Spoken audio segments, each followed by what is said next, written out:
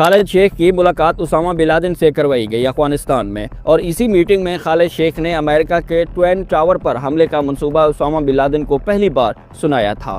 یہ بات ہے 1996 کی۔ اس میں دلچسپ بات یہ ہے کہ اس میٹنگ کے 9 سال پہلے تک یہی شخص امریکن یونیورسٹی میں میکینیکل انجینئر کی تعلیم حاصل کر رہے تھے۔ تو پھر ایسا کیا ہوا کہ خالد شیخ اسی ہی ملک کے خلاف دہشت گردی کا منصوبہ بنانے لگے جہاں سے تعلیم حاصل کر کے لوٹے تھے؟ خالد شیخ محمد آخر ہیں کون اور اس وقت وہ کہاں پر موجود ہیں؟ Out of the breaking headline, the accused mastermind of the 9/11 terror attack and 2 co-defendants have reached a plea deal. Authorities say they will now. Tonight, the accused mastermind of the 9/11 terror attacks and 2 other.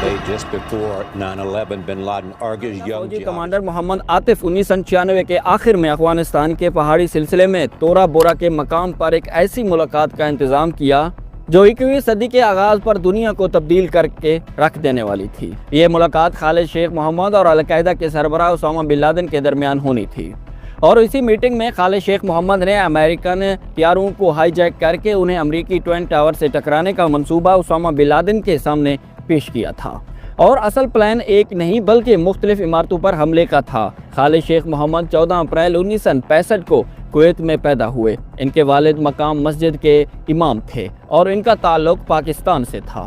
شیخ خالد نے 16 سال کی عمر میں اسلامی تنظیم اخوان المسلمین کی membership حاصل کی تھی۔ 1983 میں سیکنڈری سکول کا امتحان پاس کرنے کے بعد وہ تعلیم حاصل کرنے کے لیے امریکہ چلے گئے، جہاں انہوں نے نارتھ کیرولینا ٹیکنیکل یونیورسٹی میں داخلہ لیا اور وہاں میکینیکل انجینئر کی تعلیم حاصل کرنے لگے۔ یہی ان کی تعلیم عرب طالبہ کے ایک گروپ سے ہوئی جو یہاں پہلے سے ہی زیر تعلیم تھے۔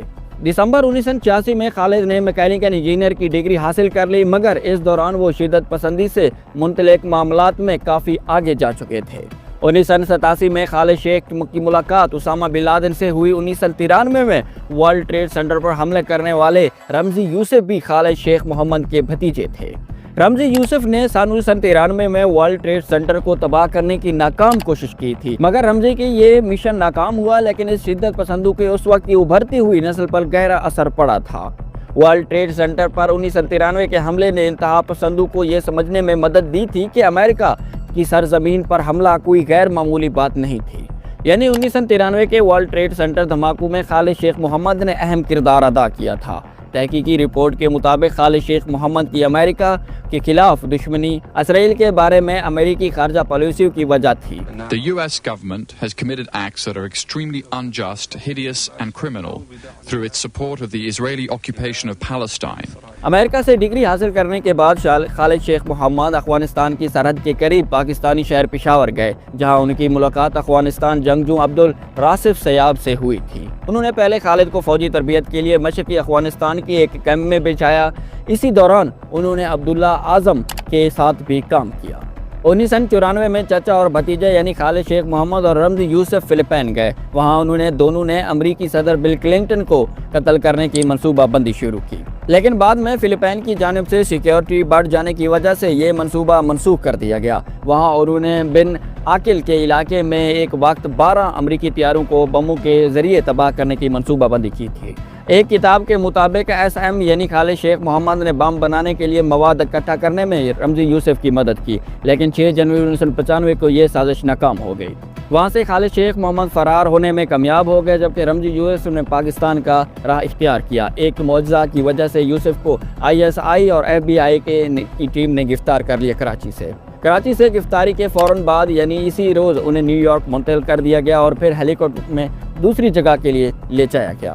اسامہ بن لادن سے خالد شیخ محمد نے ملاقات کی۔ خالد شیخ محمد کا اگلا قدم 1993 کا ورلڈ ٹریڈ سینٹر حملہ اور بنزن منصوبے کی حامیوں کا بطور مطالبہ کرنا تھا۔ یہاں ان کی ملاقات اسامہ بن لادن سے ہوا، جس کے پاس پیسہ بھی تھا اور پوری فوج بھی تھی۔ دونوں ایک دوسرے کو جانتے تھے، لیکن 1999 کے بعد سے کبھی نہیں ملے تھے۔ القاعدہ کے فوجی کمانڈر محمد عطا نے سن 1996 کے آخر میں تورا بورا میں دونوں کی ملاقات کا انتظام کیا تھا۔ خالد شیخ نے بن لادن کو 1993 کی 12 ٹاور بمباری اور فلپائنز کے مہم کے بارے میں مکمل معلومات فراہم کی اور ایک نیا منصوبہ پیش کیا۔ یہ ایک وقت تھا 10 امریکی طیارے کو ہائی جیک کرنا چاہتے تھے۔ ان میں سے 9 طیارے ورلڈ ٹریڈ سینٹر، پینٹاگن اور کیپٹل ہل جیسی عمارتوں سے ٹکرا کر انہیں تباہ کرنا چاہتے تھے، جبکہ 10ویں طیارے کو کسی امریکی ہوائی اڈے پر اتارنے کا پلان تھا، جہاں خود خالد شیخ محمد کو امریکہ کی مشکلہ واسطہ پالیسیوں کی مذمت میں تقریر کرنی تھی۔ اسامہ بن لادن نے یہ منصوبہ سنا ضرور، لیکن خالد سے اس حوالے سے کوئی وعدہ نہیں کیا۔ حالانکہ بن لادن کی جانب سے انکار بھی نہیں کیا گیا۔ اس وقت کے 2 برس بعد خالد شیخ محمد کو اسامہ بن لادن کا فون موصول ہوا۔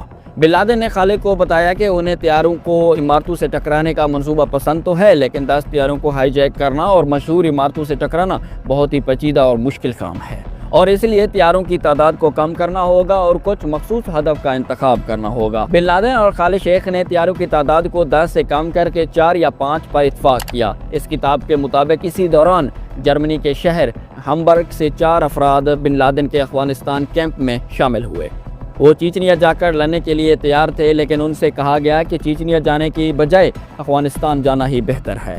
کتاب دا ہینڈ فور خالد شیخ محمد کے مطابق انہیں مغرب میں رہنے کا تجربہ تھا، مغربی علاقوں میں دیگر زبانیں بھی جانتے تھے، ان کا کوئی مجرمانہ ریکارڈ بھی موجود نہیں تھا۔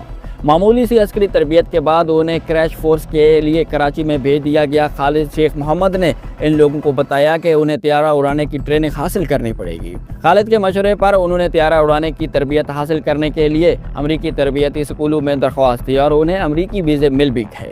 خالد ایسے 19 لوگوں کو پہلے بھی امریکہ بھیجنے میں کامیاب رہے۔ ان دوران بن لادن نے بار بار خالد سے کہا کہ وہ جلد سے جلد حملہ کرے، لیکن انہوں نے کوئی جلد بازی نہیں دکھائی۔ جیری میک مینٹ لکھتے ہیں کہ خالد نے 4تھے طیارے سے وائٹ ہاؤس پر حملے کرنے کے منصوبے کے بارے میں اپنے ساتھی محمد عطا کی بات مانتے ہوئے ہدف تبدیل کر دیا، کیونکہ اس کا رقبہ زیادہ بڑا تھا اور اسے تباہ کرنا زیادہ مشکل تھا۔ یہی وجہ تھی کہ حملے کے لیے امریکی پارلیمنٹ کیپٹل ہل کا انتخاب کیا گیا اور حملے کی تاریخ کو مزید بڑھا دیا گیا تاکہ ڈیلز کے بعد جب حملہ کیا جائے تو عمارت میں امریکی ارکین پارلیمنٹ موجود ہوں۔ منصوبے کی تکمیل کے دوران خالد کراچی میں رہے تھے اور خود کو القاعدہ کی قیادت سے بالکل الگ رکھا۔ خالد شیخ محمد نے اپنے شاگردوں کو یہ بھی بتایا کہ دنیا کے بیشتر ممالک کا ویزا پاسپورٹ پر دیا جاتا ہے، لیکن پاکستان کا ویزا الگ کاغذ پر دیا جاتا ہے۔ اس ویزے کو دوبارہ استعمال کیا جا سکتا ہے۔ ویزا پر چھپی ہوئی تاریخوں کو بھی بلیچ کے ذریعے ہٹا دیا جا سکتا ہے۔ انہوں نے یہ بھی بتایا کہ الجزائر اور دیگر افریقی ممالک طلبہ اسلام آباد کے بلیک مارکیٹ میں اپنے پاسپورٹ فروخت کرتے ہیں اور انہیں وہاں سے بآسانی خریدا جا سکتا ہے۔ اگست 2001 میں خالد کا مطالبہ کرنے کے لیے پیغام کراچی بھیج دیا گیا تھا کہ عطا نے حملے کے لیے 11 دسمبر کی تاریخ کا انتخاب کیا۔ خالد خود افغانستان گئے تاکہ بن لادن کو یہ خبر پہنچا سکے۔ اس کتاب میں کہا گیا کہ خالد شیخ محمد نے کراچی میں ایک انٹرنیٹ کیفے میں طیارے کے ٹاور سے ٹکرانے کا منظر دیکھا۔ خالد شیخ شروع سے ہی القاعدہ کے جنگجوؤں میں بہت مقبول تھے، جو اپنے مقصدات حاصل کرنے کے لیے پوری توجہ سے کام کرتا تھا۔ ایک امریکی انٹیلیجنس آفیسر نے بعد میں اعتراف کیا کہ خالد شیخ کسی فون کمپنی کے CEO کی طرح کام کرتے تھے۔